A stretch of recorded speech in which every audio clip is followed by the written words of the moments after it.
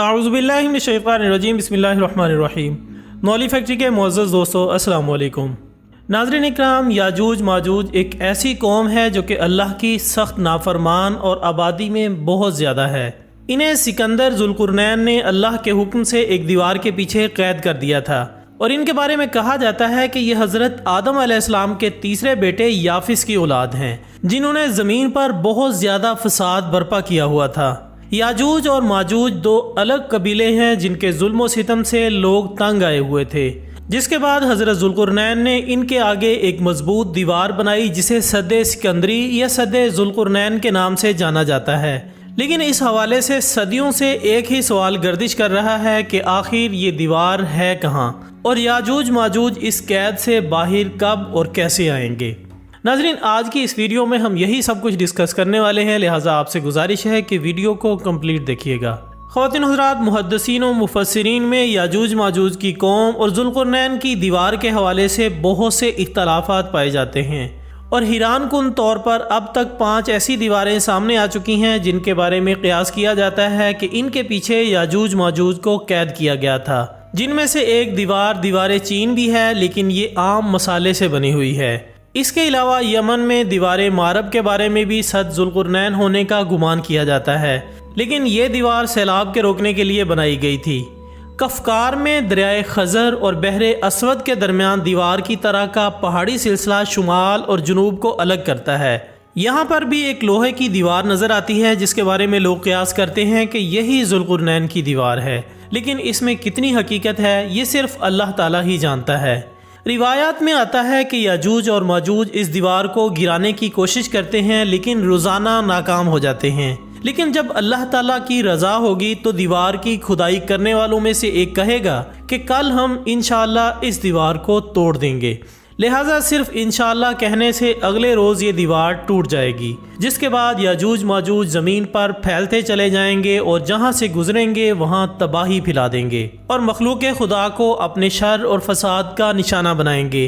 इनका एक ग्रोह जब भागता हुआ झील तिब्रिया से गुजरेगा तो सही मुस्लिम के मुताबिक वो सारा पानी पी जाएंगे, और जब आखिरी ग्रोह वहाँ पहुँचेगा तो कहेगा कि कभी यहाँ पानी हुआ करता था।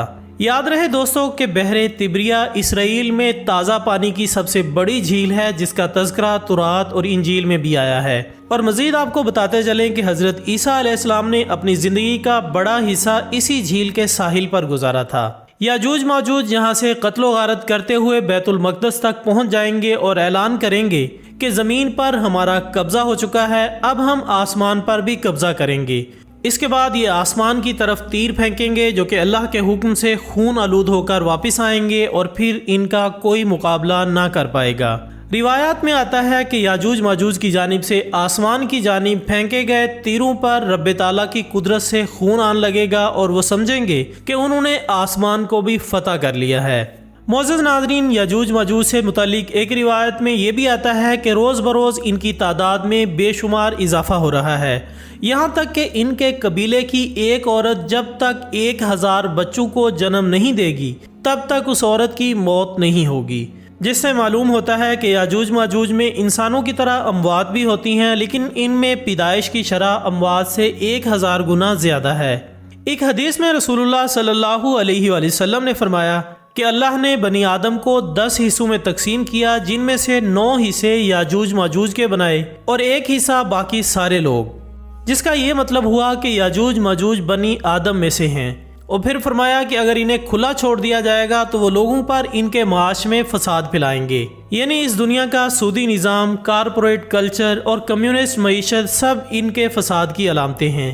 नाज़रीन, यहाँ ये सवाल भी पैदा होता है कि ये कब आज़ाद होना शुरू होंगे, तो इससे मुतालिक भी सही बुखारी और सही मुस्लिम की मुतफ़क़े रिवायात के मुताबिक सैयदा ज़ैनब बिनते जहश रज़ियल्लाहु ताला अन्हा फरमाती हैं कि रसूलुल्लाह सल्लल्लाहु अलैहि वसल्लम इनके घर तशरीफ़ लाए और फरमाया कि अरबों की खराबी है इस शर से जो करीब आ गया है, और फिर उंगली और अंगूठे का इशारा करते हुए फरमाया कि आज इसके बराबर याजूज और माजूज ने दीवार में सुराख कर लिया है।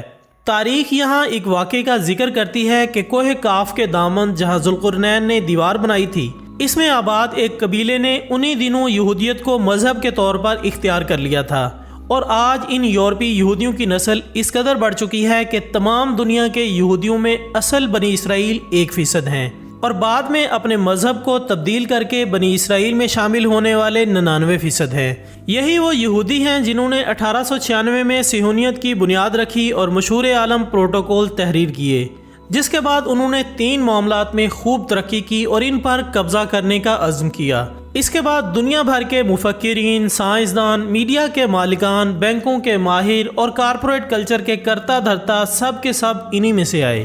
صرف نوبل انعام کی فہرست، میڈیا مالکان کے نام، بینکوں کے اور کارپوریٹ کمپنیوں کے مالکان کی فہرستیں اٹھا لیں، آپ کو ثبوت مل جائے گا۔ انہوں نے یہی سب کچھ کیا جو کہ رسول اللہ صلی اللہ علیہ وآلہ وسلم نے فرمایا تھا، یعنی اگر انہیں کھلا چھوڑ دیا جائے تو وہ لوگوں کے معاش میں فساد پھیلائیں گے۔ اور یاد رہے کہ قرآن پاک بھی انہیں فساد پھیلانے والے یعنی مفسدین کے نام سے یاد کرتا ہے۔ فساد پھیلانے والوں کی تعریف اللہ تعالیٰ نے سورہ بقرہ کی ابتدائی آیات میں کھول کر کچھ اس طرح بیان فرمائی ہیں، اور جب ان سے کہا جاتا ہے کہ تم زمین میں فساد نہ مچاؤ تو وہ کہتے ہیں کہ ہم تو اصلاح کرنے والے ہیں۔ آپ کو بتاتے چلیں کہ جنگ عظیم اول اور دوم بھی امن و امان قائم کرنے کے نظریات کی بنیاد پر ہوئی تھیں۔ ویتنام، جنوبی امریکہ کے 2 درجن ممالک، عراق، افغانستان، ہر جگہ یہ لوگ امن قائم کرنے کے نام پر چل دوڑے ہیں۔ یہ لوگ صرف چند لاکھ یہودی نہیں بلکہ وہ پورا عالمی نظام ہے جو کہ اس پوری دنیا میں اپنی جڑیں مضبوط کر چکا ہے۔ چونکہ یاجوج اور ماجوج دجال کی آمد سے پہلے اس کے پورے نظام کو مضبوط کرنے کے لیے نکالے گئے ہیں، اس لیے انہوں نے پوری دنیا کو اپنے نظام کا اسی طرح غلام بنا لیا ہے، جیسا کہ رسول اللہ صلی اللہ علیہ وآلہ وسلم نے ارشاد فرمایا تھا کہ آدمی صبح کو کافر ہوگا اور شام کو مسلمان۔ لہٰذا آج آپ دیکھ لیں کہ صبح وہ سود کے بینکاری نظام کو سجدہ کرتا ہے اور رات کو اللہ تعالیٰ کے حضور، رات کو ٹیکنالوجی کو خدا مانتا ہے اور صبح کو اللہ تعالیٰ کو۔ پارلیمنٹ میں بیٹھتا ہے تو اسے سپریم اور بالا تر سمجھتا ہے اور اسے قانون کا ماخذ بتاتا ہے، اور قرآن پڑھتے ہوئے اللہ تعالیٰ کو سپریم پاور کہتا ہے اور قرآن پاک کو قانون کا ماخذ بتاتا ہے۔ ان کے مطابق ریاست اقتدار اعلیٰ کی علامت ہے، جبکہ اللہ تعالیٰ نے اقتدار اعلیٰ کو اپنے لیے خاص کرتے ہوئے اپنے آپ کو الملک کہا ہے۔ اس حوالے سے پاکستان کے مشہور کالم نگار اوریا مقبول جان کا کہنا ہے کہ یاجوج اور ماجوج کو اس فتنے کے بارے میں عموماً یہ تصور کر لیا گیا ہے کہ یہ دجال کے خروج کے ہم رکاب ہوں گے، لیکن قرآن پاک چونکہ اسے یروشلم میں یہودیوں کی واپسی کے ساتھ منسلک کرتا ہے بلکہ دونوں کو ایک دوسرے کا ہم زمانہ بتاتا ہے، تو اس اعتبار سے آج ہم اسی یاجوج اور ماجوج کے ورلڈ آرڈر میں زندہ ہیں۔ اور رسول اللہ صلی اللہ علیہ وآلہ وسلم نے فتنوں کی ایک ترتیب اس حدیث میں بتائی ہے۔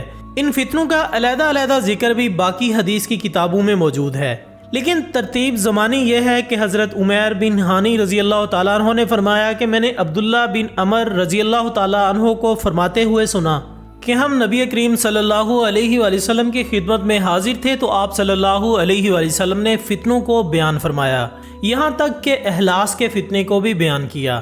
کسی نے پوچھا کہ احلاس کا فتنہ کیا ہے تو آپ صلی اللہ علیہ وآلہ وسلم نے ارشاد فرمایا کہ یہ فتنہ فرار، گھر بار اور مال کے لٹ جانے کا ہوگا، پھر خوشحالی اور آسودگی کا فتنہ ہوگا جس کا دھواں ایسے شخص کے قدموں کے نیچے سے نکلے گا جو یہ گمان کرتا ہوگا کہ وہ مجھ سے ہے، حالانکہ وہ مجھ سے نہیں، کیونکہ میرے اولیاء تو متقین ہیں۔ پھر لوگ ایک نااہل شخص پر متفق ہو جائیں گے، پھر تاریک فتنہ ہوگا۔ یہ فتنہ ایسا ہوگا کہ امت کا کوئی فرد نہیں بچے گا جس کو اس کے تھپیڑے نہ لگیں۔ جب یہ کہا جائے گا کہ یہ فتنہ ختم ہو چکا ہے تو وہ اصل میں اور لمبا ہو جائے گا۔ ان فتنوں میں آدمی صبح کو مومن ہوگا اور شام کو کافر۔ لوگ اسی حالت میں رہیں گے یہاں تک کہ 2 خیموں میں بٹ جائیں گے، ایک ایمان والوں کا خیمہ جس میں بالکل نفاق نہیں ہوگا، جبکہ دوسرا نفاق والوں کا خیمہ جس میں ایمان نہیں ہوگا۔ تو جب تم اس طرح تقسیم ہو جاؤ تو بس تم دجال کا انتظار کرنا کہ آج آئے یا کل۔ دوستو مختصر یہ کہ اس وقت پورا دجالی نظام یاجوج ماجوج کی سودی معیشت کے راستے ہمارے سروں پر مسلط ہے، اور ہمیں خبر تک نہیں ہے کہ ہم تباہی کی جانب بڑھ رہے ہیں۔ اس کی وجہ یہ ہے کہ ہم نے تباہی اور خوشحالی کو دنیا تک محدود کر لیا ہے، جبکہ ہمارا انجام اس سودی نظام کے کارندوں اور اللہ کے خلاف جنگ کرنے والوں میں ہوتا جا رہا ہے۔ وہ وقت دور نہیں جب یہ دنیا 2 خیموں میں تقسیم ہو جائے گی، ایک کفر اور دوسرا ایمان کا خیمہ۔ اللہ تعالی ہمیں ایسے وقت سے بچائے جب ہم اس نظام کی چکا چوند سے اندھے ہو کر کفر کے خیمے میں کھڑے ہوں گے۔ آخر میں دعا ہے کہ اللہ تعالی ہمیں ایمان پر زندگی بسر کرنے کی توفیق عطا فرمائے اور ہمارا خاتمہ ایمان پر فرمائے، آمین ثم آمین۔ اسی دعا کے ساتھ ہماری آج کی اس ویڈیو کا اختتام ہوتا ہے۔ ہم امید کرتے ہیں کہ آپ کو یہ ویڈیو ضرور پسند آئی ہوگی۔ انشاءاللہ بہت جلد دوبارہ ملاقات ہوگی ایک اور اچھی سی ویڈیو کے ساتھ۔ تب تک اپنا دوستوں، رشتہ داروں اور گرد و نواح کے تمام لوگوں کا بہت خیال رکھیے گا۔ اللہ حافظ۔